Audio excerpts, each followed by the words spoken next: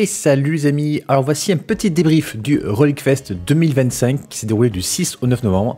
On a eu pas mal d'artistes, alors j'ai pas vu personnellement Martina Fakova ni Titus Lunter, en revanche on a bien eu la visite de Scott Fischer, de Svetlin Veinov et surtout de Rebecca Gay.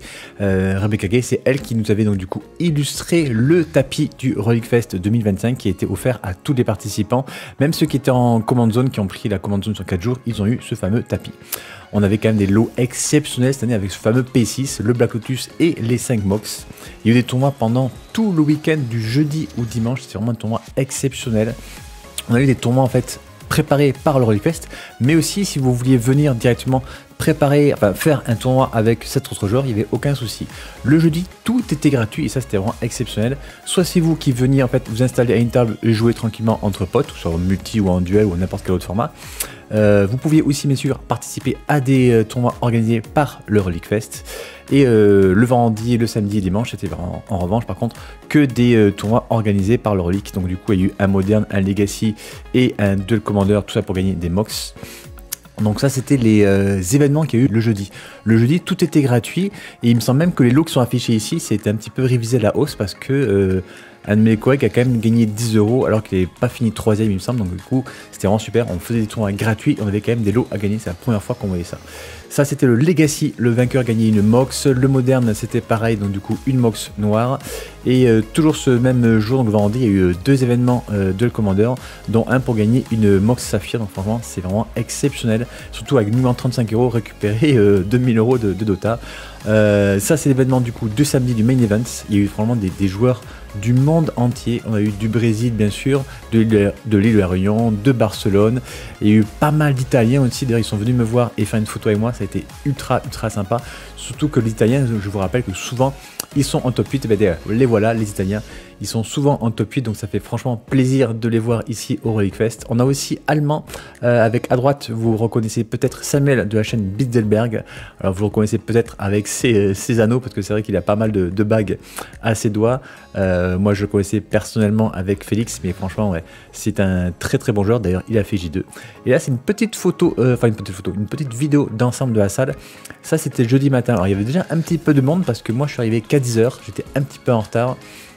On aurait dû arriver normalement à 9 h, surtout qu'on avait des cartes à prêter à certains joueurs qui commençaient à 10 h pile, donc j'ai commencé à m'inquiéter sur le trajet quand on a eu beaucoup de monde sur le périph'. Mais la salle était vraiment immense, 2000 m², et ça c'est que la salle. Après il me semble qu'il y avait 140 m² pour tous ceux qui étaient en fait zone de restauration. Il y avait le hall d'entrée, le hall des artistes, le bar. Il y avait 2 zones de toilettes, donc franchement c'était super. Ça c'était l'emplacement de nos tables filmées, là c'était la table filmée en direct et à gauche c'était ma table. Ici donc le hall d'entrée, comme vous pouvez voir, il a plu toute la journée le jeudi, c'était vraiment horrible. Donc pareil pour se déplacer, nous sur le trajet on a eu quand même 3 ou 4 accidents je crois, donc c'était impressionnant le nombre de bouchons et d'accidents qu'il y avait à cause de la pluie. Donc voilà le hall d'entrée avec à gauche le bar, juste après vous aviez donc du coup les toilettes à côté de la poubelle là. Et d'ailleurs je crois que je me suis même pas arrêté sur le... Ah si, je suis retourné sur cette fameuse affiche pour l'application Mythic Tools. Très bonne application créée par 2 Français pour jouer principalement en multi, mais bien qu'on puisse aussi jouer à d'autres formats. Et là c'était donc du coup les artistes avec un petit coucou des joueurs franchement les plus assidus au Duel Commander qui me reconnaissent. Vous avez donc du coup l'artiste à gauche, c'était elle, Suzanne Elmite, excusez-moi, ouais. Moi je les connais pas du tout. Déjà que j'ai du mal à lire les cartes en elles-mêmes, alors forcément si je dois en plus lire qui c'est qui décide. Mais en tout cas c'était un endroit qui était vraiment blindé toute la journée. Moi c'est pas mon truc, mais je sais qu'il y a beaucoup de joueurs qui veulent à tout prix faire pimper leur carte, donc c'était vraiment un endroit parfait pour eux. Donc voilà, ils étaient là pour signer, ils étaient là pour faire des tokens, ils étaient là pour papoter un petit peu avec lui. Alors c'est vrai que quand on parle en anglais c'est vraiment très pratique, quand on ne parle pas anglais comme moi ou très peu, c'est un peu moins facile. Mais les artistes avaient l'air très sympathiques. Ici donc du coup on voit Svetlin Veinov qui fait des petits autographes sur ses illustrations. Ça peut être des tapis, ça peut être de simples dessins ou des cartes. Et la fameuse Rebecca Gay, dont Léo était très fier d'avoir réussi à inviter avec les tapis donc, du coup, de Relic Fest dessinés par elle. Donc du coup, c'est elle qui pouvait les signer. Et elle nous faisait une très très jolie signature avec 2 marqueurs différents. Alors moi c'est franchement pas du tout le truc que j'aime, les signatures sur les cartes, mais je peux comprendre quand c'est fait comme ça avec 2 couleurs différentes, que ça fait très joli. Elle s'applique vraiment bien. Je connais pas du tout les tarifs, mais bah voilà, c'est marqué quelques tarifs sur les affiches, mais je connaissais pas du tout les tarifs en tout cas pour faire signer. En tout cas il y avait la queue. Après je sais pas si les cartes ont plus de valeur, mais en tout cas les gens en général gardent les cartes avec les signatures. C'est vraiment... ce qu'on appelle pimper. Il y en a qui préfèrent pimper en foil, pimper en japonais, et il y en a qui préfèrent directement pimper avec des signatures. Ah, ici c'était une télévision qui retransmettait en direct la partie filmée en live. Donc ça c'était sur la chaîne Twitch avec JA et Baguiche. Donc le petit hall d'entrée avec tous les artistes. Bah, ils étaient normalement 5 de prévus, mais je crois qu'il y en a 2 qui n'ont pas pu venir. Le petit Théo en train de prendre une banane pour reprendre des forces pour la journée. Là ici c'était donc du coup toutes les cartes à vendre et à reprendre du stand relique. Donc il y avait vraiment un petit peu de tout. Il y avait des boîtes, il y avait des boosters, des classeurs, des pochettes, des tapis.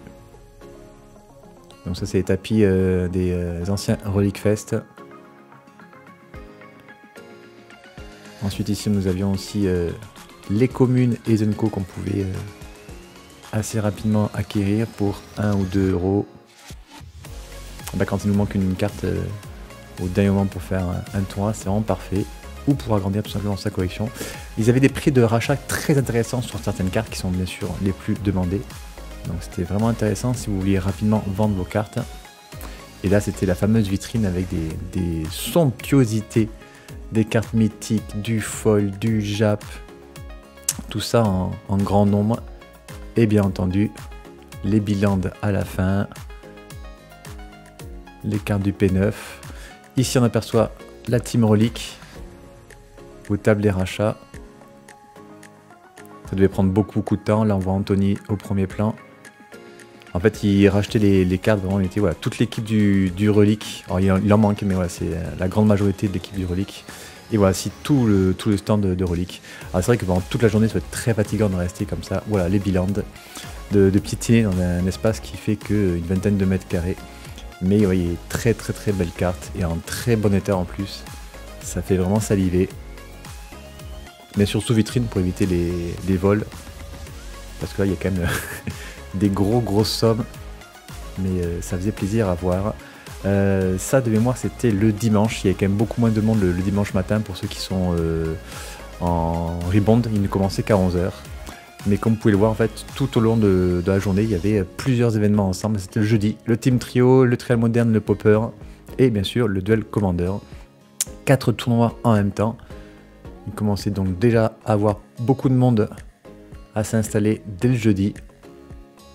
Et ça c'était que les événements organisés par Relic. Donc toute la panoplie des arbitres, enfin quasiment tous les arbitres étaient présents donc du coup sur cette photo. Tous très sympathiques. Avec en violet donc du coup ce qu'on appelle les head judges.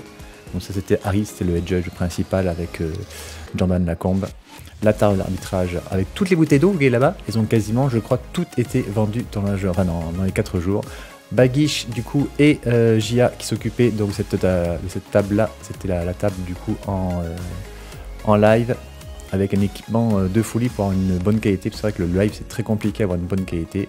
Ici on voit Félix de la chaîne Bitzelberg et au fond le chancre. Là c'était ma table avec un équipement extrêmement simple. Vous pouvez franchement imaginer que ça paraît tout con comme ça, mais ouais, ça filme de bonne qualité avec une bonne caméra. Et ça c'était la command zone. La command zone. Ah ouais, là au premier plan on a vu Cédric qui s'est retourné au t-shirt vert. Joueur très sympathique. Ce que j'ai remarqué c'est qu'en multi, moi je m'y connaissais pas trop, donc j'ai commencé à faire quelques parties de multi. Avec la plupart des joueurs, il y en a toujours un ou deux qui finit par râler quand on l'attaque de façon répétée. Mais bon, quand on sait que son deck est fort, on n'a pas le choix. Et c'est vrai que lui, il savait qu'il avait un deck fort et il n'a jamais râlé de toutes les parties. Et il acceptait de se prendre des gifs de tous les côtés. avant de parfois même gagner malgré toutes les gifles qu'on lui a foutues. Donc franchement, ouais, un joueur très sympathique, très très belle rencontre. J'espère que la prochaine fois que je referai un multi, je serai encore à une de ces tables. On a vu le gars de Manasoup là juste sur la gauche, une chaîne YouTube aussi sur le multi. Et voilà, je fais un petit tour des tables. Je crois même avoir vu une table de CEDH à un moment donné, vu qu'il y avait pas mal le combo. Et c'est sympa aussi à voir, ça va très très vite, ça permet de faire des parties un peu plus rapides que d'habitude en commandeur multi. Je crois qu'il y a eu 200 et quelques joueurs, il me semble, sur cet événement-là. Là, on voit Aurélie avec sa chemise hawaïenne. Aurélie qui est plus connue pour être arbitre que joueuse en général. Je crois que sur les réseaux, c'est Dark Penguin. Et voilà, encore dans tous ces tables. Donc, il y a quand même pas mal de tables libres les premiers jours. Mais voilà, c'était super sympa. Ils avaient vraiment la place. Ouais, je sais plus exactement le nombre. Ils étaient entre 200 et 300 joueurs.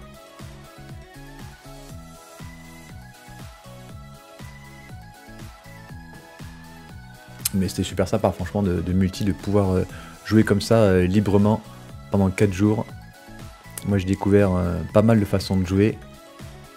Je vous mettrai d'ailleurs quelques parties de multi sur la chaîne. Là, on voit le créateur de l'application Mythic Tools en train de travailler justement. Lui et son frère, ils ont fait un super boulot. Et d'ailleurs, j'ai une partie filmée avec... là, c'est la partie... de ma table avec mon petit parasol pour pouvoir cacher les spots là-haut. C'est très difficile de pouvoir filmer sans avoir de halo de lumière sur les tables. Et donc du coup j'avais trouvé cette solution avec le petit parasol pour pouvoir cacher les spots. Et mon système D a pas trop mal marché, donc vous me direz si vous voulez voir quelques parties de multi sur la chaîne. Ouais, voilà, le petit système D qui a bien marché et qui a encore mieux marché je crois le soir en déplaçant mon système ici, là où on voit d'ailleurs Nicolas Preil, Damien et John et Laurent Gonzalez qui faisaient une partie à 4 que j'ai filmé et qui était fort sympathique.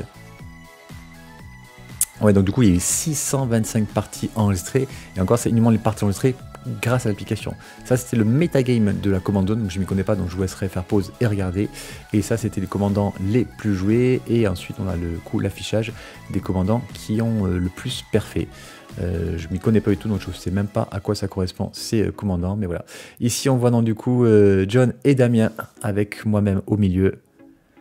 Donc les deux créateurs de l'application Mythic Tools pour les parties de multi.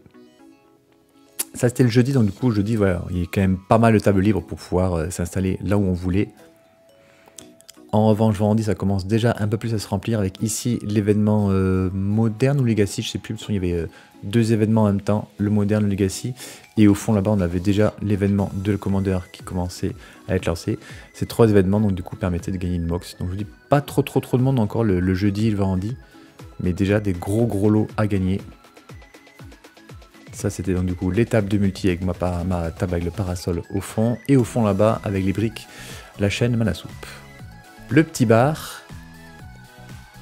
Donc franchement, big up à eux qui sont restés toute la journée. Anthony avec Léo, donc du coup le gérant de la boutique Relique.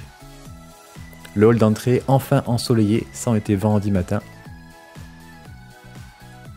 Là c'est déjà un peu plus calme niveau de commandeur. La table live.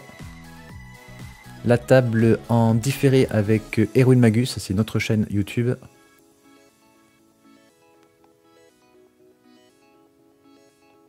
Le fameux relique. Et voilà, ça c'était le format Duel Commander. Donc là c'était le warm-up, ils appelaient ça, pour pouvoir gagner une box. Ah, beaucoup de monde. Hein. Je crois qu'ils étaient 974 joueurs au Duel Commander. J'ai pas les chiffres en revanche pour le Legacy moderne. Je pense que Legacy c'est le format qui a regroupé le moins de monde. C'est quand même un format qui est ultra cher. Et le moderne, entre le Legacy et le Duel Commander, mais le moderne a tendance un petit peu maintenant à être relayé par le Duel Commander, qui est vraiment le format qui est devenu le préféré avec le multi en France. Et c'est vrai qu'au niveau compétition, c'est le Duel Commander maintenant qui est un peu partout dans toutes les boutiques. Donc encore une fois, je fais un petit tour du stand de reliques. Et énormément de monde autour de cette table. Très difficile d'accéder aux bonnes cartes. À nouveau Théo. Très très gentil ce garçon. Courait partout. Et là, le boss. C'était Jordan Lacombe qu'on vient de voir ici. Le head judge qui s'est occupé d'organiser tout ça. Léo, donc du coup l'organisateur de ce tournoi avec toute son équipe. Et les fameux bilans dont je vous ai parlé tout à l'heure. Ah, il y avait très très très beau bilan. Ouais. Mais moi je cherchais que du mint et il n'y avait que de Nira mint. Très difficile à trouver du mint. Mais bon, il y avait quand même de très très très belles cartes pour satisfaire franchement toutes les bourses. Du jab, du foil. Ça brillait de partout. Parfait si vous voulez pimper vos decks. Ah, c'est franchement beau à voir. Là, vous avez la charmante vendeuse et juste derrière elle, je ne sais pas si vous avez perçu, il y a le Black Lotus qui tourne. Là, on est toujours vendredi. Donc, c'était un peu cool vendredi, parce qu'il n'y avait que donc 2 tournois de Commander. Un tournoi en moderne et un tournoi en Legacy. Donc, pas mal de tables libres.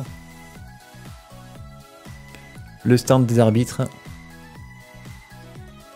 Harry, le head judge.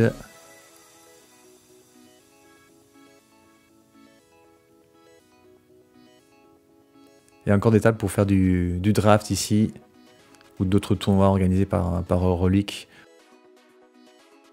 Et maintenant, je vais laisser Léo parler, qui va nous présenter le main event le samedi matin. I would like to give a special thanks to the non-French people who come from very far. I thought about there is Brazilian people here, Finland.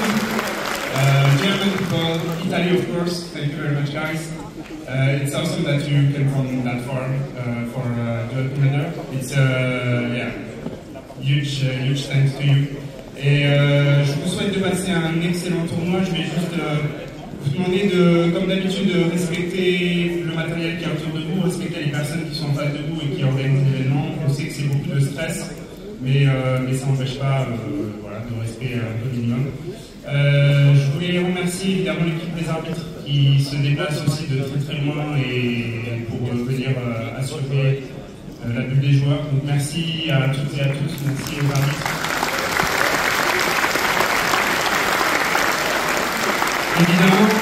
Évidemment si vous souhaitez participer un peu plus à notre défi communauté, vous pouvez vous rendre au centre d'arbitrage et demander comment devenir arbitre, parce qu'on a besoin de vous. Je voulais aussi remercier en français les artistes qui viennent aussi de très loin. Cette année, on a une line-up incroyable. Donc personnellement, je trouve que c'est un achievement d'avoir Rebecca Gouet ici, parce que c'est grâce à elle que j'ai commencé Magic. Donc c'est beaucoup de pouvoir vous donner ce cadeau-là. Et puis après, je vais m'arrêter là. Merci à la Team Relic aussi, parce que c'est grâce à elle et eux qu'on peut faire cet événement.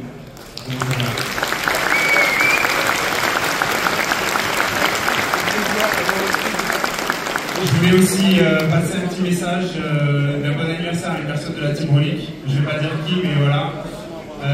Et je vous souhaite de passer un excellent événement. Prenez du bon temps, prenez du plaisir et puis jouez bien, quoi. Et puis voilà, retour le Black Lotus cette année. Ah oui, juste un truc. Cette année, du coup, il y a 4 box à gagner sur les main events, en plus du Black Lotus, donc c'est incroyable. On fait gagner le 5e box, évidemment, pour les personnes qui ne sont pas au courant, elles sont dans les boosters Relic à 20 €. Donc tout à l'heure, entre 16h et 18h, on va faire un tirage au sort, parce que du coup, il y a des numéros dans les boosters Relic qui mènent à un tirage au sort pour gagner le Moxster, donc le Mox blanc. Donc je ferai une annonce entre 16h et 18h pour annoncer le gagnant ou la gagnante. Si jamais il n'y a personne qui se lève en gueulant parce qu'elle a gagné une carte à 2000 balles, ça veut dire qu'elle est toujours dans les boosters. Voilà, je vous le dis. Sur ce, je vous souhaite un excellent main event. 8 jours en Duel Commander, vous l'avez fait, donc merci beaucoup. Et donc, du coup, nous revoilà repartis. Là, on était le samedi, donc pour le main event. Ce coup-ci, c'est moi qui filmais à côté de la table en direct. Et là, voilà, c'était très très calme parce que toutes les places étaient prises. Hop, ouais. Ici, on a notre petit Quentin, le petit Suisse, qui est très content parce que au bout de 5 minutes, son adversaire ne s'est pas présenté. Il y a eu quelques tables comme ça où les joueurs ne sont pas arrivés.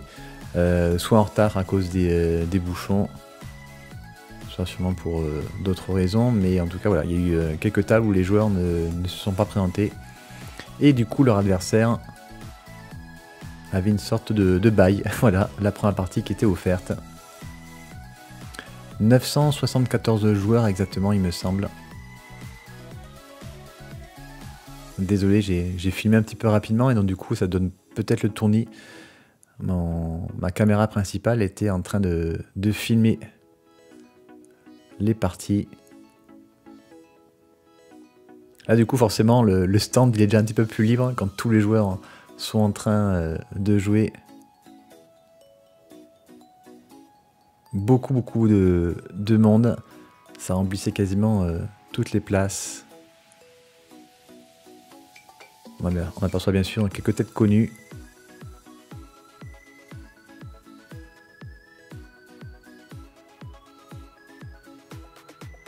D'ailleurs, j'ai même une anecdote. On a Audrey, notre arbitre de la boutique de Toulouse, qui est arrivé en retard le J1 et qui a quand même réussi à faire un J2. Donc, good game à lui. Un peu comme avait fait Guillaume Villeneuve l'an dernier ou il y a 2 ans, je sais plus, pareil, il arrive en retard, il rate la première, il fait top 24 le jour 2. Faut rester concentré tout le temps. Voilà, je crois que le main event prenait franchement toute la salle le samedi, c'était impressionnant. Et voilà, ils sont déjà en train de racheter, Léo et Anthony, racheter tout plein de cartes. Ils avaient refait le plein de fetch, refait le plein de bilan entre les premiers et les jours suivants. Et énormément de très belles cartes. Oui, parce que sans ces cartes, le Relic Fest serait déficitaire. Il est déjà déficitaire, je pense, parce que Léo est très transparent sur les dépenses et les recettes. Il a la salle qui lui coûte 50 000 € pour les 4 jours. Les arbitres lui coûtent environ 30 000 €. La Dota, c'est environ 70 000 €. À cela, donc du coup, on doit ajouter les artistes, le prix des tapis. Enfin, on est largement à plus que 160 000 € et pourtant, on n'a que environ 87 000 € de PAF. Donc ben voilà, forcément, ben, c'est pas bénéficiaire, mais voilà. Et après, ils vendent beaucoup de cartes. Alors certains vont me dire oui, ils vendent aussi des sandwichs à 7 €. Mais voilà, estimez-vous heureux. Il y avait des sandwichs, franchement, pour la première fois, c'était bon en plus. Et si vous vouliez autre chose, vous n'aviez qu'à traverser la rue pour avoir autre chose. Mais au moins, si vous étiez pressé, vous aviez un sandwich rapidement à disposition. Vous aviez aussi des friandises qui ont été distribuées rapidement, qui ont été distribuées gratuitement sur Sentinel. Donc vraiment super sympa pour ceux qui ont eu ça à gagner. Il y avait bien sûr des bouteilles d'eau, des friandises. C'était vraiment top. Je vous laisse maintenant que le discours de Harry, donc le head judge, qui a commencé à discuter du tournoi du samedi matin. Hi players, and last but not least, it is a word from your head judge.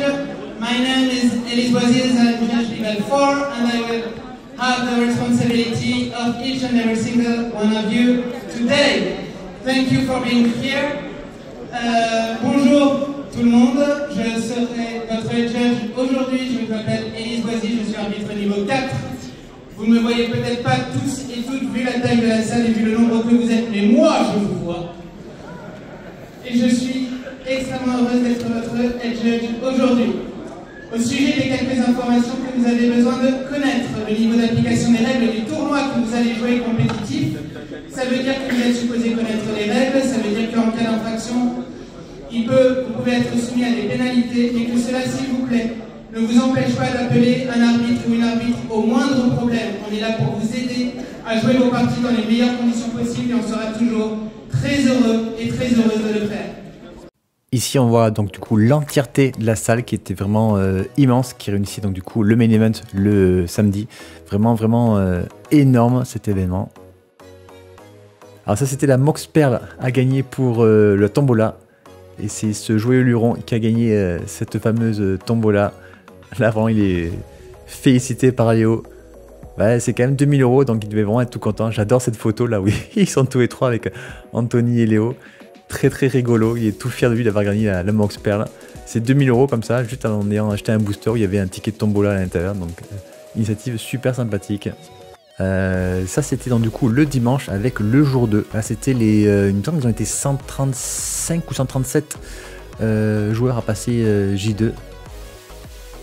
Et eux ça commençait à 8h30. Ça c'était donc du coup la méta du J2. Pardon, la méta du J1. La méta du J1. Avec des Slimfoot en pagaille. Et ça c'est la méta du J2 avec des Spider-Man. Donc toujours des Slimfoot mais Spider-Man qui est repassé devant. Voilà, Spider-Man qui était dominant. Peter Parker ensuite avec la fameuse carte Nadou. Plus gros tournoi duel pour leader du monde. Merci à tout le monde d'avoir participé, c'est incroyable. Je vais commencer par la 8e place, qui est Pierrot du Saillant. Bravo à toi.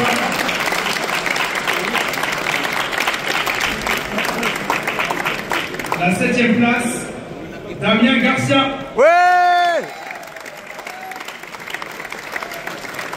La 6e place est pour Elad Stetner. La 5e place est pour Victor Christian. La 4e place pour Alessandro Vito.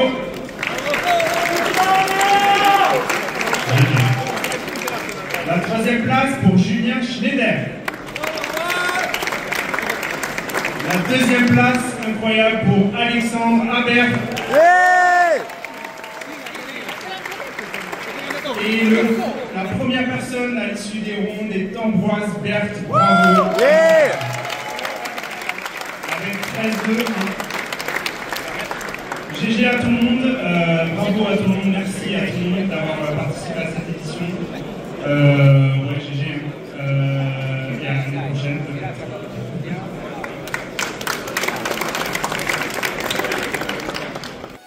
Voilà donc un très très beau top 8 avec Damien Garcia et Alex Habert juste en bas. Ce sont eux qui font partie de l'équipe des Billanders. C'est la première fois qu'il n'y a que 2 membres de Billanders. En général, ils sont plutôt 3 ou 4. Là, Alex est en train de faire la grimace qui a bien joué au jeu. Merci, merci les gars. Et d'ailleurs, voilà, c'est eux deux que j'ai réussi à récupérer en quart de finale. Un quart de finale qui était vraiment exceptionnel. Ça me tarde de vous le montrer. Là, le fameux Black Lotus a gagné pour la finale. Et c'est du coup Ambroise Berthe qui gagne ce tournoi. Je suis très très content que ce soit lui qui ait gagné. C'est un garçon très discret, très gentil, très fair play, qui sévit sur les côtés de La Rochelle, il me semble, qui gagne beaucoup de tournois du côté de La Rochelle et de Bordeaux. Donc franchement, ouais, bien joué à toi. Et le rebound, c'était donc du coup une Mox Emerald qui était à gagner. Et voilà, c'est ce fameux joueur qui a gagné la Mox, très très content. Et maintenant, on va poursuivre avec l'interview de 2 joueurs d'Agen qui vont nous raconter leur expérience du Relic Fest. Et donc voici Guillaume Villeneuve, que vous avez déjà vu plusieurs fois sur la chaîne, soit en tant que joueur, soit en tant qu'interview. D'ailleurs, je crois que c'était l'an dernier que tu avais fait top 24 au Relic Fest, ou c'était il y a 2 ans? Je crois que c'était il y a 2 ans. Ouais. Si, c'était il y a 2 ans. Ouais. Et l'an dernier, tu avais fait J2 ou tu n'avais pas fait J2? J'avais pas fait J2. Pas fait J2, ouais. Et tu joues, ah oui, tu jouais toujours. Il joue toujours des decks bizarres. Première année, tu jouais Jirina Kudro. T'es arrivé en retard, je crois, à la première ronde. Ouais. Et malgré tout, tu fais quand même J2 et top 24 avec un deck totalement inconnu. Et je me rappelle, ce qui faisait plaisir à voir, c'est que quand tu affrontais un adversaire, qu'il soit pro ou débutant, à chaque fois, il faisait ça. Il relisait la carte. Il relisait le général. Et ça, franchement, quand on est en J2, quand on fait ça, c'est exceptionnel. Cette année, c'est vrai qu'il y a eu un gars qui jouait Octavia, qui était franchement... Bah, ça fait plaisir de voir un deck un peu hors méta à ce niveau-là. Et pourtant, c'était pas en plus un deck parfaitement convaincant, parce qu'il y a des Yoshi qui vont très vite. Il y a des Slimfoot. Des Slimfoot. Alors, Slimfoot, étrangement, moi aussi, quand je joue Octavia, je l'avais affronté. Mais tu peux passer, parce qu'en fait, du coup, tu peux rapidement la rendre volante ou imbloquable. Mais ils ont tellement de gestion aujourd'hui que c'est compliqué. Donc, ouais, non, franchement, c'est impressionnant. Je sais pas exactement combien il a fini, mais ouais. Il m'a roulé dessus en tout cas. Ah ouais, t'as joué contre lui en plus? Ah oui, j'ai joué contre lui. Du coup, toi, cette année, tu jouais Taiwakin, c'est ça? Ouais, Taiwakin. Ouais. Je joue un deck exprès pour, parce que j'avais vu que la méta, ça allait être beaucoup de Slimfoot, beaucoup de Yoshi, pas mal de Felia et Cloud, et Tifa aussi. Et Tifa, Cloud. C'est vrai que... Et je trouve que le deck a un très bon match-up face à ces 5-là. Ouais. Donc je me suis dit, si jamais je tag que des decks de la méta comme ça va le faire. Je me suis fait battre par un Tifa. Ah oui, en même temps, ils ont tellement de trucs qui rendent... On l'a vu dans la partie que j'ai mise sur la vidéo, enfin sur YouTube. Ils ont tellement de trucs qui rendent inciblables. Et en fait, même si tu sais qu'il faut jouer les cartes en rituel, parce que ils ont des trucs qui donnent plus de 2 et ciblables, Souvent, ils en ont encore un autre derrière. Mais après, dans le tie walking, dans le tie walking que j'ai monté, dans tous les cas, j'avais beaucoup plus de blast qu'il avait de protection. Ouais. Mais du coup, il a dû trouver d'autres techniques en jouant d'autres bêtes. Et il jouait d'autres bêtes. Et au final, j'étais obligé de gérer ces autres bêtes parce qu'elles sont quand même assez puissantes, les bêtes vertes. Et après, j'avais plus assez de gestion pour Tifa. Oui, d'accord. Ouais, donc non, il m'a. En même temps, quand t'as pas 2 fois Magistrat de Dranit, parce qu'en fait, la dernière partie, moi je perds en quart de finale à un tournoi. Il affronte donc du coup le Tifa en demi-finale. Et lui, donc il était plus haut au classement, donc du coup en top 8. Et tour 2, Magistrat de Dranit. Bon, alors ça rire en balle. Il perd la seconde parce que pareil, il fait un départ de folie son adversaire. Et troisième, tour 2, Magistrat de Dranit. Et ben voilà, merci, au revoir. Avant, dans les rounds, je l'avais battu sans Magistrat de Dranit. Ah d'accord, ça tu me l'avais pas dit. D'accord. Je l'avais dit. Bon, d'accord. J'arrête de me foutre de ta tête alors. Et puis un autre Tifa, j'en ai affronté. C'était le deuxième que j'ai affronté où j'ai perdu, mais le premier, je l'avais battu aussi. D'accord. Normalement, le deck est plutôt très bon face à Tifa. Ouais, mais c'est pas du 100-0, c'est du 80-20 peut-être. Ouais. Peut-être que là, si jamais tu modifies totalement ta façon de jouer et que tu as joué un peu plus contre des tie walking et que du coup tu retardes beaucoup ta Tifa et tu as réussi à avoir des mains où tu as des bêtes, là peut-être que tu es un peu plus sur du 60-40 à ton désavantage quand même. Mais bon. Ok, donc du coup tu as perdu contre un Tifa, c'était le jour 1 que tu as perdu contre un Tifa? Oui. Ouais. Ah oui, de toute façon j'ai pas fait jour 2 après. Ah oui, c'est vrai que t'as pas fait J2 sur cette année, c'est vrai. Et du coup tu as perdu contre quoi? Donc du coup il te reste 3 decks contre qui tu as perdu? J'ai perdu donc contre un Tifa, j'ai perdu contre un Hidetsugu Kairi. Ouais, là c'est difficile, c'est ultra contrôle, ils ont aucune créature, donc toi tes blasts tu peux les mettre dans la tête mais c'est pas assez rapide. C'est ça. Après j'ai perdu contre, je sais plus l'autre deck, mais je sais que le dernier deck, là où j'avais une chance de pouvoir me rattraper, j'étais en 4-1 à la base. Mais il y a eu Octavia. Après j'ai eu, c'est à la fin où j'ai eu Octavia. D'accord. Et Citis c'était juste au rebound ça. Ah au rebound, d'accord. Mais non, je sais plus, j'ai pas noté en plus. Mais je sais que le dernier qui allait me faire... Non, c'était pas des decks méta. Les decks méta, j'ai tagué donc du coup un Cloud, une Felia, un Yoshi. J'ai eu aucun Slimfoot alors que c'était le deck le plus présent. Ouais, c'est bizarre. Et moi je voulais en avoir. En plus, j'ai pas trop traîné le match-up. Je sais qu'il est plus à mon avantage pour les quelques parties que j'avais fait. Et après, c'était quoi d'autre le deck? J'ai battu un Hidetsugu aussi, j'ai affronté 2 Hidetsugu. Un que j'ai perdu, un que j'ai battu. Ah oui, pour battre un Hidetsugu avec Taïwi. Avec ma secret tech. Ta secret tech? J'avais mis Vortex bouillonnant. Ah oui, on peut plus gagner de points de vie, c'est ça? Et alors, on peut plus gagner de points de vie, mais ça c'est anecdotique contre lui. C'est surtout le fait que si tu lances une carte, alors que tu as dépensé aucun mana pour la lancer, le Vortex t'inflige 5 blessures. Ah oui! Et au début de... Il faut le sacrifier pour ça faire ça? Non. Automatiquement comme ça? Ah oui. Ah oui, donc forcément lui quand il va sacrifier son... Et il avait joué Dreamall. Ah bah voilà, donc le Dreamall. Ah c'est un bon truc en petit Dreamall, toi qui me disais Dreamall. Toi qui me dis Dreamall c'est trop fort. Le Dreamall c'est trop fort. Oui.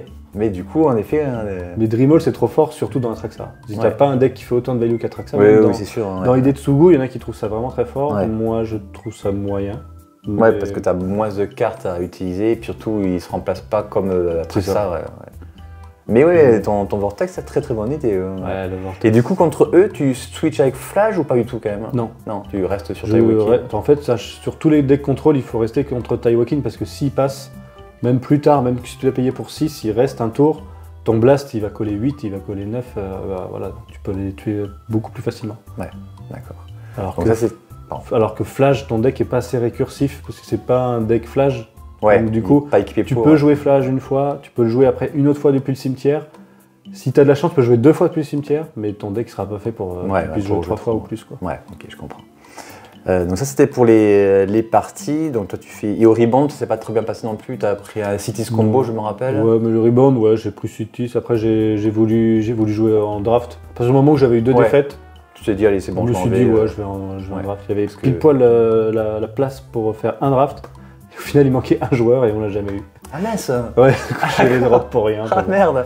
J'avais plus envie de jouer avec ce deck de toute façon, le Taiwakin. Ah, je suis désolé, en plus, moi, franchement, je pouvais pas venir vous faire un coup de main. Et en plus, tu sais très bien que je déteste ce draft. Tu sais, car je me rappelle plus son prénom, malheureusement. Il est venu me voir, il me dit hey, Kate, tu fais un draft avec nous? Et j'ai dit non, c'est vraiment pas mon truc. Et il m'a dit je te l'offre. Et j'ai dit non. C'est vrai. Non, même pas. Souviens, je crois que Merci à toi quand même, franchement, c'était super sympa. Mais non, il voulait juste jouer avec moi une petite partie, c'était super sympa. Mais non, le format draft, je vous dis, draft et paquet scellé, je ne supporte pas ça. C'est jouer avec des communes et des uncos, ça m'insupporte. Ouais, mais le truc que t'aimes pas aussi, c'est vraiment, je pense, l'aspect de choper des cartes comme ça dans des boosters, parce que même un cube, t'aimes pas. Non, alors que pourtant, un cube avec que des bonnes cartes, bah ouais, je sais bien. C'est génial pour toi. Non, moi, je préfère passer 3 heures à monter un pack. Je suis vraiment un joueur qui adore monter les packs, qui aime bien jouer, certes, mais j'adore monter des packs tout le temps. Toi, je suis en train de monter un nouveau pack tout le temps. Toi, ce matin, j'ai monté Magda. Alors, je me mets tout le temps à monter un nouveau pack. C'est ma passion. Voilà. Vous, c'est jouer, moi, c'est monter. Voilà. Alors, toi aussi, t'aimes bien jouer. Oui, j'aime bien jouer, ouais, mais tu préfères monter. Ouais, je préfère monter, ouais. Moi, tu me dirais, monte-moi un deck, je serais, attends, j'ai une idée géniale. Moi, je serais, ça, j'adore. Et tu oublies toujours 2-3 cartes après. Oui, bah, après, je vais sur Scryfall, j'ai tapé Scryfall, j'ai tapé Trésor, j'ai tapé Engager Créature, et j'ai une liste de 440 cartes, et là, genre, une par une, en plus, avec mes petits yeux de vieux, je voyais rien, mais bon, voilà, j'ai passé mon temps à faire ça, et ouais, j'aime bien construire les packs. Donc, ça, c'était pour la partie tournoi. Maintenant, pour répondre à Léo qui me demande un petit peu chaque année d'avoir un petit retour du tournoi, est-ce que tu as eu des trucs négatifs au tournoi et forcément positifs aussi? Et voilà, on fera une petite synthèse de tous les joueurs. Déjà positif, tournoi exceptionnel. Franchement, merci beaucoup d'avoir organisé on est bien d'accord comme ça. C'est génial. Bah, pour moi, c'est le meilleur tournoi de l'année. On attend tous le Relic Fest avec impatience à chaque fois. Et on n'est jamais déçu. Bah, franchement, en globalité, c'est génial. C'est le festival du Duel Commander. Pour l'instant, peut-être qu'il y aura... Enfin, il y a quand même un peu d'autres formats. Mais surtout en termes de Duel Commander, il n'y a pas mieux. C'est vrai qu'avant, c'était mix Duel Commander et moderne. Et ça s'aperçoit que de plus en plus, les joueurs de moderne sont passés sur le Duel Commander. Ouais. Mais là, ils sont un peu revenus. Parce que tu vois, ils en ont refait. Ouais, ils en ont refait. Legacy et moderne. Ouais, mais il y a quand même beaucoup moins de joueurs. Ouais. Enfin, c'est le pire en pire, quoi. En tout cas, là, il y a beaucoup de joueurs. Mais dans les villes, la plupart des joueurs qui jouent en moderne, ils sont tous éclatés pour passer en fait, il y a de plus en plus de joueurs qui jouent en Duel Commander et surtout les bans en Legacy ou en moderne, ça leur coûte très cher. Quand ils montent un pack avec 4 cartes qui coûtent très cher, que d'un coup, poum, une est bannie, ils en perdent 4. Nous, on en perd une. Voilà. Quand on va perdre la vague de Parallax bientôt. non. De banni, c'est pas ça. Ah, tiens, en parlant de ça, on reviendra après sur les côtés négatifs. Ouais. Si tu dois bannir une carte, là, juste une. Là, dans la méta, je trouve que la méta est vraiment bien. Nadu. Ouais, bon. J'avoue que Nadu, il serait à bannir, mais... Ça rallongeait tellement les parties. C'était pas vraiment que le fait que ce soit fort. Si, certes c'est fort, hein, mais on peut interagir. Mais ça rallonge tellement les durées des parties, c'est ça qui est horrible. J'hésite entre Rograk qui permet d'avoir des combos beaucoup trop rapides. Oui, mais attends, il y a eu 2 gars, il me semble, en J2, ou 3 gars en J2 avec Rograk, et c'était pas n'importe qui. Bah ouais, c'est sûr, c'était le meilleur joueur qui existe. Voilà. Enfin, qu'on connaît du moins, parce que ça se trouve dans le monde, il y en a un meilleur, mais il vient pas. Même Jules Estienne, qui est habitué à jouer tous ces packs-là, qui les a quasiment toujours inventés, il s'est résigné, il est passé sur Spider-Man 99. Donc c'est que le pack, il marche plus aussi bien qu'avant, qu'il faut extrêmement bien le contrôler. Mais quand on entend qu'il y en a qui sont morts T2, peut-être qu'ils ont abusé, que c'était leur T2, c'était le T3. Mais dans ces cas-là, c'est régulier sur 2 games consécutives, t'es là. Ah bah la CDF, Jules, il a battu le gars de tour 2 et tour 3. Voilà. Mais ben ça. Moi je pense que ça n'a rien à faire dans la Tifa c'est pareil, hein, ça peut tuer tour 2 et oui, c'est vrai. Voilà, donc, oui, parce qu'il y en a un qui est mort tour 2 d'ailleurs, avec Elvish. D'ailleurs, à ce sujet, pareil, je me rappelle plus ton prénom, mais ça m'a fait trop rire parce que J2, je me balade un petit peu pour choper, pour voir les joueurs que je vais pouvoir filmer ensuite. Et j'en vois un qui est là, ça fait quoi 12 minutes que la partie a commencé, et je dis t'as droppé et il me dit non, j'ai gagné. Et je râle, mais ça fait 12 minutes. Ah ouais, tour 2, T3 avec Tifa. Ça m'a trop fait rire, quoi. Mais voilà, c'est un pack qui est vraiment all-in et qui, comme tu dis, tu prends un magistrat de granit, tu meurs. Et ils le savent en plus, tous ceux qui jouent Tifa, ils disent ah oui, si, je consomme, je remballe mon pack. Ouais. Sauf si vraiment dans la main il a plein de cartes, genre il a le petit léopard ou d'autres cartes comme ça qui peuvent se suffire à elles-mêmes. Mais c'est bien parce que le pack coûte une misère, je pense qu'il doit coûter moins de 200 €, hein, vu le pack. Je pense, ouais. Et quand même, il y a des cartes qui valent cher. Je sais même pas s'il y a des cartes qui valent cher. Hein. Oui. Mais bon, voilà, on est à 200-300 €, enfin, je pense que c'est le deck le moins 300, cher. Je dirais 300. Ouais, le deck le moins cher avec Zurgo, sachant que Zurgo. Il y en a quand même eu un Zurgo en J2, mais après Zurgo c'est très difficile aujourd'hui de le faire parfait. Donc, ouais. pas comment il a fait le gars. Voilà. Respect. Ouais. Et donc du coup, on va revenir un petit peu au tournoi. Donc pour l'instant, tu n'as eu que des côtés positifs. Ouais. Moi pareil, franchement, cette année, rien à redire. Moi l'an dernier, ce qui m'avait chagriné, c'était les croque-monsieur qui n'étaient pas bons. Mais comme dit Léo, s'il n'y a que ça qui est négatif, il est content parce que lui, son côté, lui, c'est le côté carte et le côté organisation et Jordan Lacombe. Si vraiment il n'y a que le côté restauration, ils s'en foutaient complètement. Cette année, je trouve que ça a été corrigé.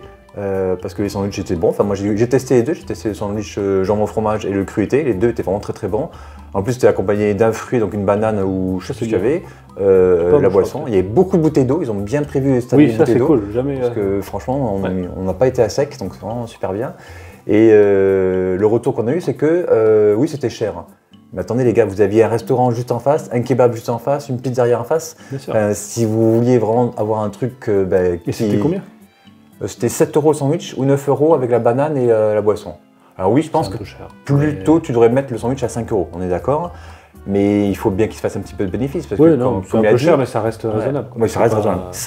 En fait, t'es pressé, t'as envie de manger un truc rapidement. Voilà, tu mets 2 € de plus, 2 € de plus, et c'est ton abonnement à tous tes Netflix et tout ça. Voilà, tu les files à Léo parce qu'il a fait ton abonnement à Team Pilouface. Ton abonnement à Team. Non, ça faut le laisser celui-là. Non, mais franchement, moi, c'est le seul côté négatif que j'ai entendu à droite à gauche. Et franchement, c'était pas vraiment un côté négatif. Ouais.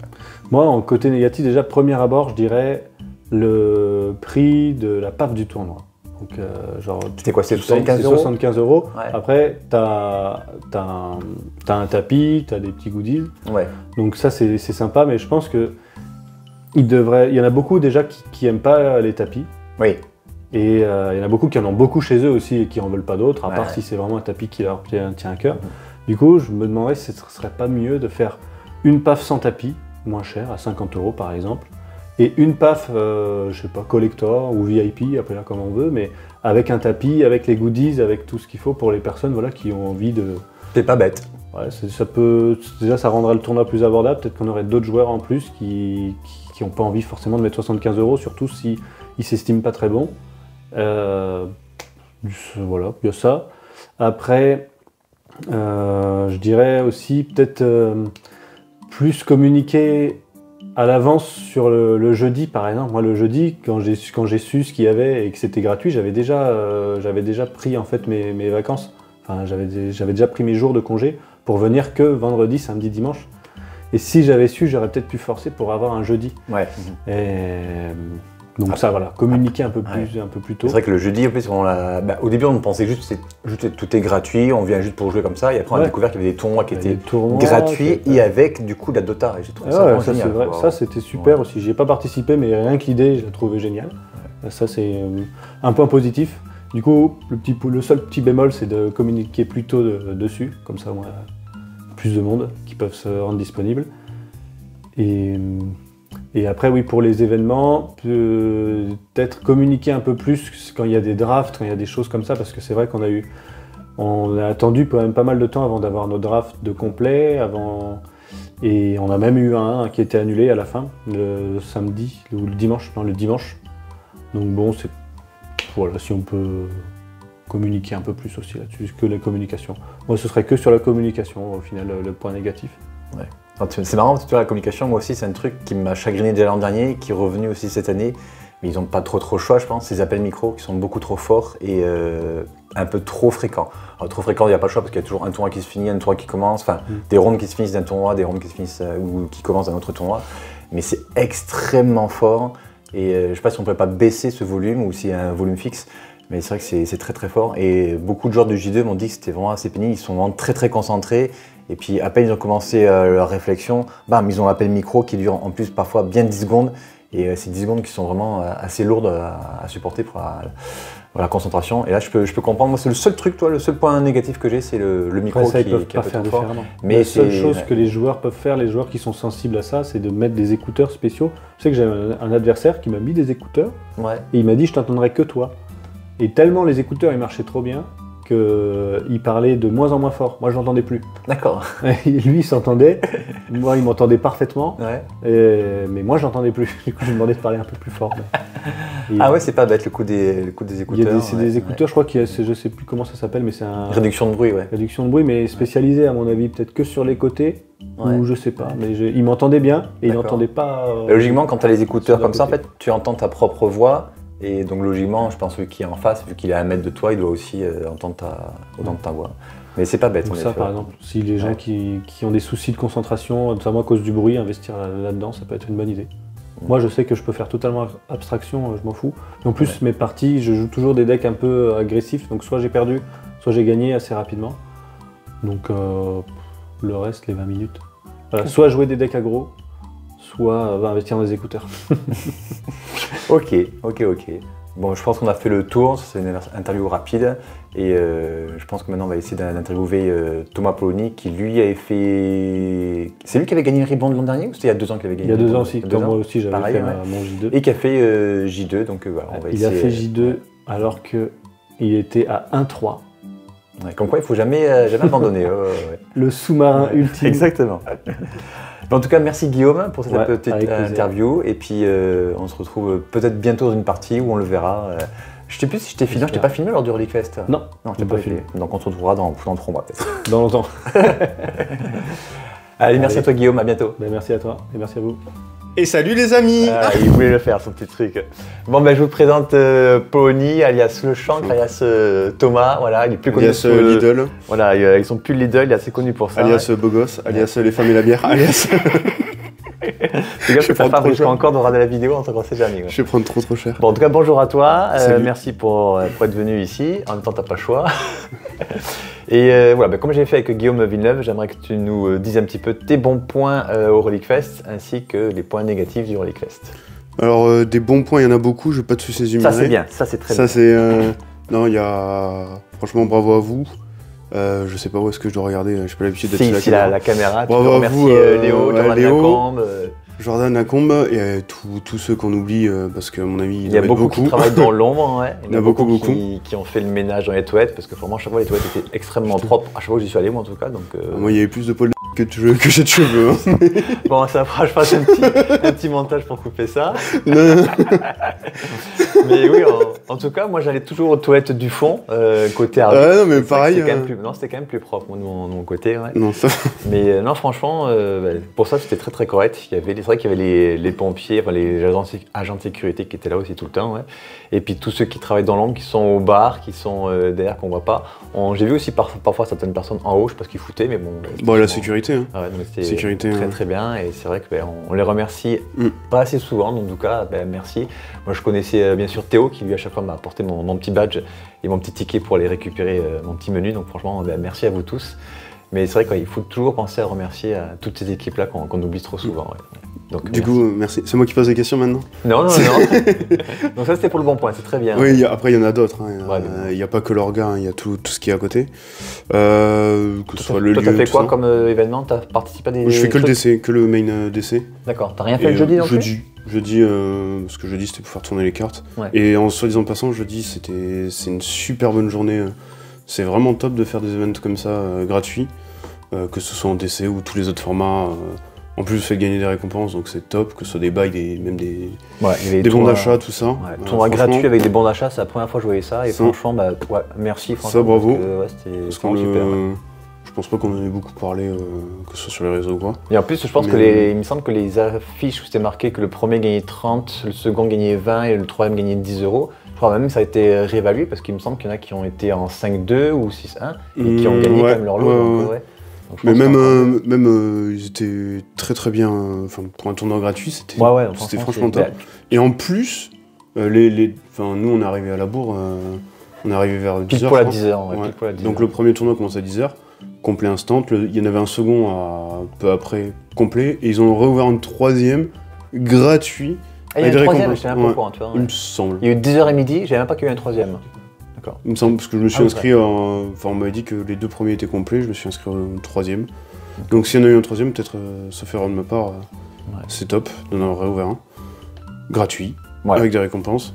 Ouais, donc non, franchement, les couillasses. Chapeau, Et puis en plus, tout le monde pouvait venir s'installer, poser à une table, jouer en multi gratuitement, ou en duel gratuitement, ou à n'importe quel format. Donc voilà, franchement, c'était super bonne initiative. Donc ça, c'est la partie pauvre.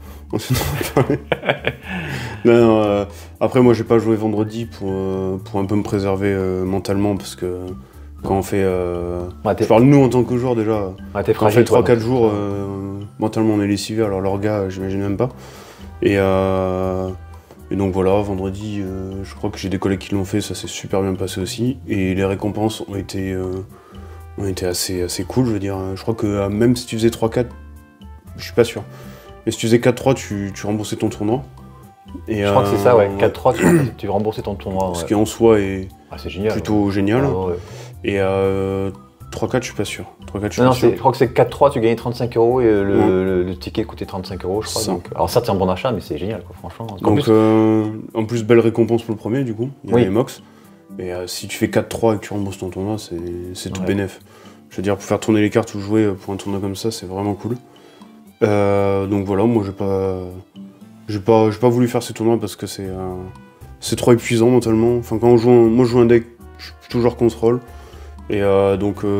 T'as fait J2 toi? Ouais. Ouais, t'as fait J2. Donc joueur contrôle et il faut réfléchir un peu sur ce qu'on fait. Tu jouais Idetsugo et Kairi, c'est ça? Idetsugo et Kairi.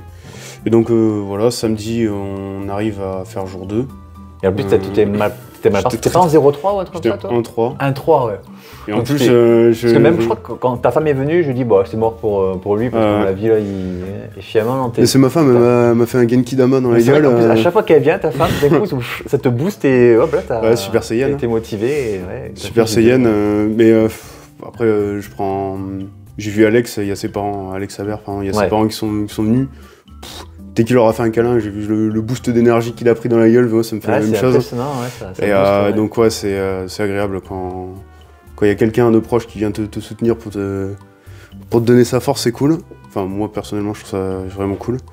Donc ouais, on commence un 1-3. En plus je perds contre des match-ups assez faciles, je me fais encore chambrer par mes potes parce que les match-ups difficiles je les gagne et les match-ups vraiment faciles... Je pense que... Prophelos. Voilà, je perds 2-0. Je perds contre Prophelos. Qui fait qu'il y a que des créatures qui sont de protection contre le bleu ou qui sont incontrables, ce genre de choses, et t'as du mal à passer. Ouais, mais même c'était pas... Je crois que j'y suis allé beaucoup trop serein et ce que j'ai pris dans la gueule... En même temps, je t'avais montré une version de Prophelos qui était très mauvaise et eux, ils ont monté le pack vraiment optimal. Et pour le coup, toutes les cartes qu'il avait, c'était absolument anti-contrôle, donc ça m'a oblitéré. Enfin bref, je perds contre les match-ups contre les match-ups qui étaient difficiles, donc les match-ups connus, on va dire Simfoot, Yoshi, tout ça, mais quand on est comme ça, t'as pas tout. Mais après, franchement, pour le tournoi, j'étais vraiment agréablement surpris, que ce soit par les joueurs, que ce soit par les decks, tout, l'ambiance aussi, malgré un ou deux points noirs vraiment. Moi, ce qui m'a impressionné, c'est qu'il n'y ait pas d'odeur de transpiration pour une fois. Je sais que moi, je transpire énormément par le stress. Le déo dans les chiottes, c'est un très bon point, ça. Mais ouais, franchement. Mais toi, j'avais toujours mon déo sur moi, toi aussi. Et puis, de temps en temps, on s'en remet. Et j'ai remarqué que d'autres joueurs comme nous qui le faisaient. Et franchement, ça m'a esquissé un petit sourire parce que je me suis dit, est-ce qu'ils ont écouté ma vidéo où je disais que c'était quand même bien de le faire, ou est-ce que d'eux-mêmes ils étaient propres sur eux. Mais c'est vrai que j'ai pas senti de joueurs qui puaient ni de la gueule ni des bras. Donc, franchement, c'est. Non, c'est vrai que l'odeur. Comparé à l'année dernière, on l'a moins ressenti. Hein. Bah ouais, on va le rentrer très bien. Merci aux joueurs qui ont pris des douches. Bah ouais, franchement. En fait, on dit merci aux joueurs qui ont pris des douches, mais pour nous, c'est absolument normal. Mais oui, mais il y a certaines personnes, je pense, qui n'ont pas été bien éduquées. Je pense, et puis du coup, il faut refaire l'éducation, on va dire. Moi, je me souviens, je mettais presque un coup de déo par game parce que l'adrénaline est ultra là, forcément. Le stress et l'adrénaline vous fait transpirer. Moi, je sais que je transpire pas spécialement quand je vais courir. Par contre, le stress me fait énormément transpirer. Moi, je suis dans le même cas.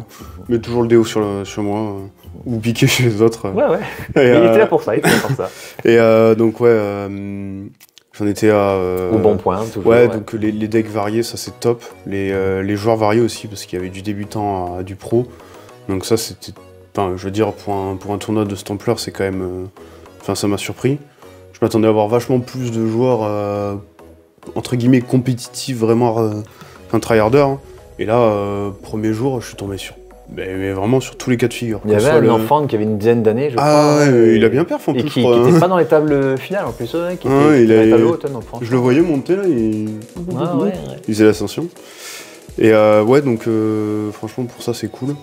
Après je perds vraiment contre les... En fait les decks où je me dis que je suis obligé de gagner, je perds, et les decks contre lesquels je pense que c'est super dur, je les gagne. Donc le mindset était pas du tout là. Parce que du coup, j'y vais les mains en l'air contre les match-ups faciles et je me fais laver. Et les match-ups difficiles, je les joue sérieux et je gagne. Donc j'aurais dû me mettre dans ce mood dès le début pour faire une bonne perf. Et après on arrive au J2 et là on va dire que les choses sérieuses commencent. Mais il m'est arrivé quelques bricoles on va dire qui m'ont un peu niqué le jour 2. Et donc sur ce coup-là, c'est quelques points négatifs sur lesquels on reviendra après. Ben non, je vais voir maintenant. C'est quoi qui s'est passé? Je sais même pas. Après, je pense que pour moi, il y a beaucoup de joueurs qui ont changé leur deck jour 2, dont un adversaire sur lequel je suis tombé qui a changé son deck, qui a changé des cartes de son deck. Ah ben au risque de toute façon de se prendre voilà, un deck oui, mais hein. du coup, il a joué contre moi et la game d'après, il s'est fait gauler. Donc excuse du tournoi. Et à mon avis, ça devait sûrement pas être le seul. Après, pareil. Après, oui, d'accord, je vois ce que tu veux dire. Ils étaient conscients d'avoir changé leur deck. Bien sûr. Mais du coup, forcément, ils espèrent ne pas prendre un deck check parce que sinon. C'est ça, en fait, moi, le jour 2, j'ai perdu contre un gars. Et il peut pas être rétroactif sur les parties d'avant quand il chope le gars. Non, du coup, non, parce que les pairings, faudra faire tous les pairings et tout ça. Donc, je joue contre un mec qui a triché, voilà, et qui s'est fait gauler. Donc, moi, j'ai pas eu de chance, mais mon adversaire a eu de la chance, du coup. Enfin, le jour suivant, il a eu de la chance parce qu'il a été ban, donc ça lui fait une victoire gratuite. En plus, c'était la game pour passer top 64. Donc je perds sur ça. Et après, derrière, forcément, quand... Ah oui, de mémoire, t'avais pas splitté avec ce si, on avait split, voilà. mais bon, après, voilà, j'avais... Après, je crois qu'il était vachement correct avec toi, en plus. Il a été correct. Voilà. Je dis pas qu'il a été correct, mais pour pas citer son nom, je pense pas que ce soit le seul à avoir fait ça, parce que ils ont tous les deux pris un deck check et les deux joueurs avaient une carte qui avait changé dans le... Alors il me semble que l'autre c'était plus un oubli, je crois que c'était un simple terrain qui a été mélangé comme ça. Ouais. Écoute, si les deux joueurs ont été deck check et que les deux joueurs ont... Il y en a eu 3 je crois qui ont été... au moins 2 disqualifiés, mais il me semble qu'il y en a eu un 3e. Donc moi je crois que c'est mon 5e gros tournoi à plus de 100 joueurs. Et sur 5 tournois j'ai été deck check 2 fois moi.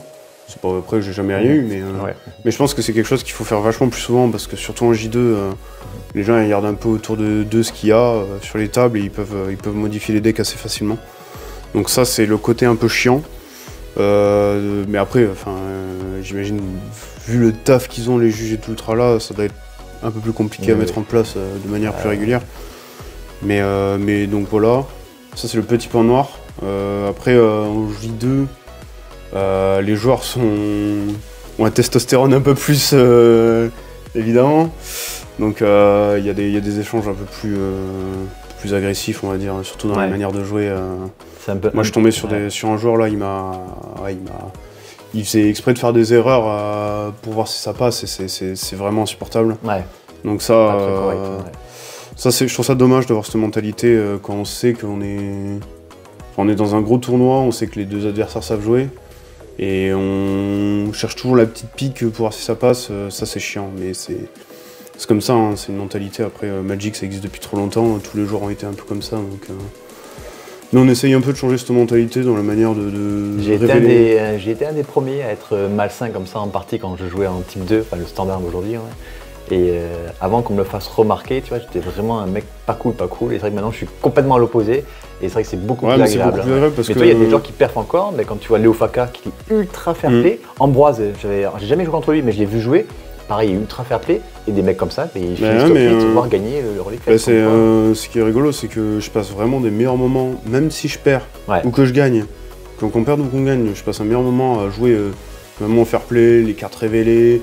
Ah, j'ai oublié si, ok, il n'y a pas eu grand chose, à part si vraiment il y a eu une erreur monstrueuse. Mais voilà, j'ai oublié si. Il y a 2-3 joueurs qui m'ont laissé revenir, franchement, c'est top.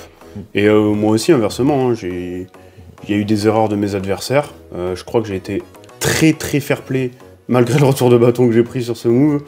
Oui, au moins, tu as eu une partie qui a été vraiment jouée dans le meilleur de la meilleure possibilité. Donc voilà, j'ai été giga fair play. On a call judge, le judge il m'a dit est-ce qu'on prend cette décision, ça aurait pu le foutre dans l'espace. J'ai dit non, je lui fais confiance, on fait comme ça. Non mais je suis content que tu respectes. Même si j'ai perdu sur ce coup-là, j'ai perdu la game sur ce coup-là. Donc voilà, il y a... Mais franchement, le fair play donne du fair play et faut passer vraiment des meilleurs games à jouer comme ça, franchement. T'es content de gagner quand t'as vraiment été fair play, mais pareil, gagner sur un coup de shark, comme on dit, c'est pas... J'aime pas trop ça. Le problème, c'est que je suis resté sur le point nord parce que c'est le dernier adversaire contre qui j'ai joué qui a été comme ça, et ça m'a pas dégoûté, mais ça m'a... Ouais, je suis resté sur un point négatif à la dernière game sur le tournoi, c'est dommage. Mais c'est toi qui avais pris, je me rappelle, il y a 3 ans, je crois, au tout premier replay qu'on avait fait tous ensemble, où le mec, Non, toi tu joues Nemesis de Identité, ouais, c'est ça. Tu annonces pas le joueur, et le gars il me dit, bah il n'y a pas eu de trigger, donc du coup il n'est pas protégé. Des actions comme ça, c'est vraiment horrible. Ouais. Et en plus, j'avais pris, je sais plus ce que j'avais pris un warning où j'avais pris cher sur ce coup-là, en plus, mais pour un truc de merde. Ouais. C'était pour faire... C'était même pas pour le top 8, c'était pour... Quitte à prendre un warning, tu peux lui mettre une gifle. Ouais, bah là, il aurait été averti. C'est vrai que c'est des actions que j'aime pas du tout, et on en voit quelques-uns, c'est pas... Bon après, c'est pas tous les jours, heureusement. Franchement, heureusement qu'ils sont pas tous comme ça, parce que... Parce que je garde en tête aussi tous les joueurs fair play contre qui je suis tombé, que ce soit à côté. Moi je vois souvent les Billanders qui jouent ensemble, et que ce soit ensemble ou même face à d'autres joueurs, le gars fait une petite erreur et il dit vas-y, tu vas me juste de la faire, vas-y, reviens en arrière. Et moi j'apprécie beaucoup cette façon de jouer, et pourtant à chaque fois ils sont toujours dans les top 8, donc ça fait plaisir de voir des joueurs fair play comme ça. Moi en jour 1, j'ai même aidé les adversaires à dire non mais faut pas que tu fasses ça comme ça, faut que... Genre il avait 8 mana, il lance une pyro, il la pitch. Je me dis mais attends, mais t'as le mana pour la jouer, pour être Ah pardon, c'est vrai que j'ai pas l'habitude de jouer comme... voilà, tous ces débutants, c'est des petites erreurs comme ça, même si on reste dans le format très compétitif, c'est quand même cool de... C'est pas une erreur qui m'aurait coûté la game, ça m'a ralenti c'est sûr, mais voilà, c'est... Très bien, ça fait plaisir. C'est le fair play quoi. Ouais. Et après, dernier point, que j'ai en tête, pour les annonces micro, voilà, il y a en deuxième jour, il y a... Je sais pas si c'était pour s'amuser ou si c'était vraiment sérieux, mais du coup, on était en J2, donc moi, je crois que j'étais en 9 ou 10 victoires d'affilée. Il y avait le juge qui arrêtait pas de faire des annonces micro pendant nos parties, et ça, moi, ça m'a sorti plusieurs fois des games. Donc je parle moins en tant que tryharder, mais je pense qu'il y en a aussi, j'entendais râler aussi côté sur les tables, des gens qui jouaient pendant qu'il y avait les annonces, parce que du coup on a lancé nos parties, et au bout de 10 minutes de partie, il y avait le rebound qui se lançait. C'est ça, ouais. Donc tout était décalé, ouais. Donc ils annoncent le rebound, ok, et derrière après, voilà, ça parle français, ça parle anglais, ça refait les trucs, ça fait des blagues, ça fait ci. Donc ouais, ça m'a un peu sorti des games, c'est dommage, parce que... Parce qu'il n'y avait pas grand chose de plus à dire. Ouais. Même moi qui jouais pas, ça me perturbait vraiment. Parfois on se parlait et on devait s'arrêter de parler parce que le micro était tellement fort qu'on s'entendait. Alors moi pourtant à ce moment-là, je jouais en multi, je me rappelle, on avait du mal à s'entendre, le micro était extrêmement fort. Alors je sais pas si c'est partout dans toute la salle, mais je sais que la zone multi en tout cas, on s'entendait plus parler. Donc du coup, on stoppait nos messages, on attendait qu'ils aient fini leur annonce pour pouvoir reparler encore derrière. Et je peux comprendre que quand tu es en compétition et que tu joues, tu dois réfléchir, tu as l'annonce français, l'annonce anglais, je veux dire, encore une autre annonce, mais ils n'ont pas trop le choix, à part peut-être baisser le niveau sonore, s'ils peuvent baisser. C'est donner les informations importantes cash. Après, quand il y a un judge anglais et un judge français, le mieux c'est de passer le micro au judge français et l'autre... Après, ils parlaient tous, je crois, ultra bien français et anglais, il me semble. Non, au J2, ah ouais, je le garde en tête parce qu'au J2, c'était un judge anglais. Et du coup, il bafouillait en français les règles, mais il parlait pas français du tout. Donc voilà, moi ça m'a gêné. Après, je vois la bouffe, moi je sais pas. Ouais, t'as pas goûté. Moi, toi, j'ai mangé et je sais que j'avais un mauvais souvenir avec les croque-monsieur qui étaient vraiment pas bon, qui étaient chers. Mais du coup, cette année, ils ont fait un truc froid et c'est beaucoup plus rapide. Et alors oui, certains se sont plaints parce que c'est un petit peu cher, mais au moins, tu avais un truc là sur place. Donc, ah oui, mais moi je préfère toujours les sandwichs parce que tu peux les prendre quand tu veux. Ouais, en plus, tu peux le prendre à 4 heures quand tu veux. Et puis en plus, il y avait aussi des friandises, il y avait des bananes, de l'eau, beaucoup d'eau. Et beaucoup d'eau, franchement. Ça c'est bien les bouteilles d'eau. Cette année, j'ai dû en consommer vraiment beaucoup. Je crois que c'est la première année où il n'y a pas eu de rupture de bouteilles d'eau, parce que jusqu'à la fin on a pris, donc... T'as pas vu la palette Ah ouais, mais pourtant je crois que toute la palette y est tombée, quoi, mais c'était nécessaire, franchement. Non, franchement, moi j'adore l'eau. Il va pas nous faire une Jean-Claude Van Damme. Non mais franchement, il n'y a pas eu donc beaucoup de points négatifs, donc ça fait plaisir. Non, chaque année, en fait, les petits points négatifs, ils arrivent à les supprimer, donc vraiment c'est super bien. Vraiment pas beaucoup de points négatifs. Cette année, apparemment, c'est juste le micro qui nous a choqués tous les deux en commun, quoi. Donc ça fait plaisir qu'il n'y ait plus que ça à régler, je pense que. Et après, ça c'est technique, mais quand on arrive au stand, des fois, il y a tout le monde. dès que tout le monde a sa récompense, tout le monde se jette sur le stand, on peut pas avoir les cartes pendant au moins 2 heures, quoi. Ça, c'est. Mais je pense que c'est surtout à la fin, quand ils ont récupéré tout leur Dota, là, ils ont dû se faire harceler. Mais ils ont réussi à bien gérer, ils sont nombreux, l'équipe du Relic, ils ont réussi à bien gérer. Heureusement qu'ils sont nombreux. Puis ils avaient du stock, et puis voilà.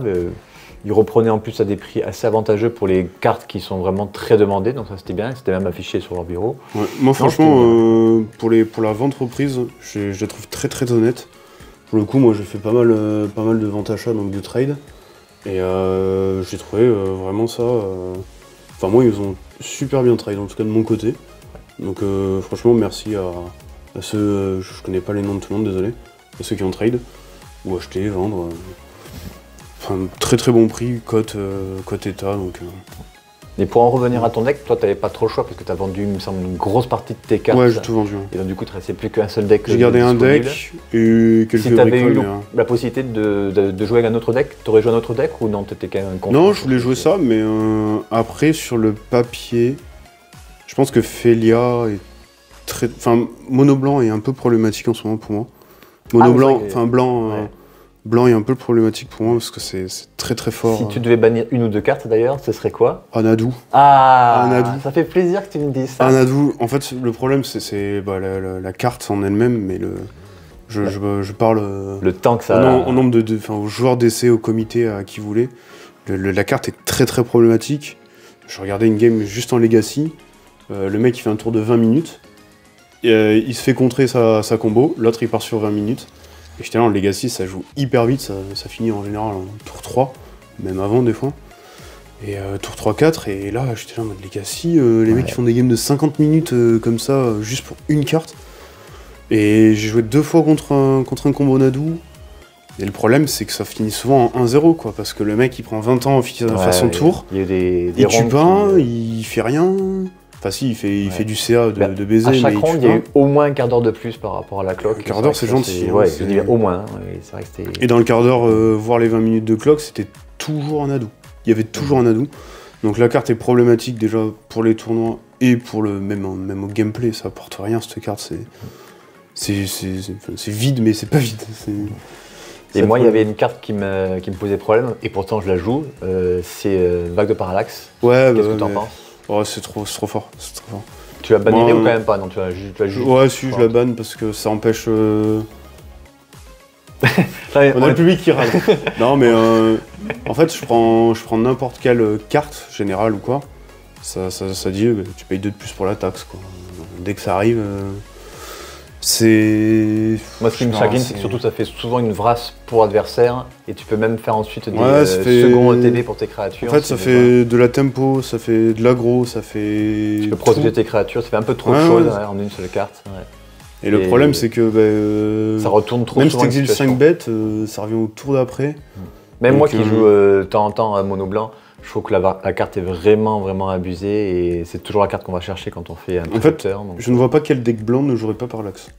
Ouais. C'est comme les decks bleus qui jouaient faux. C'est comme les decks bleus qui jouaient Force of Will.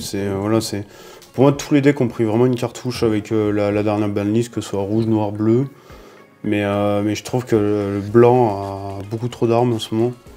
Mais Quentin aussi qui finit dans le top 32 et qui jouait mono blanc, même lui il dit que voilà, Vague c'est vraiment un problème. Bah dans Felia c'est encore plus jeune. Parce que lui-même joue la carte mais il dit voilà, qu'il y a un souci.